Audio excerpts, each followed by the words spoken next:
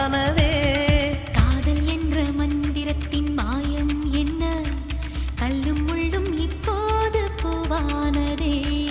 வானவில்லின் துண்டொன்று மண்ணில் வந்து யாருக்கும் சொல்லாமல் பெண்ணானதே. தென்மேற்கு பருவக்காற்று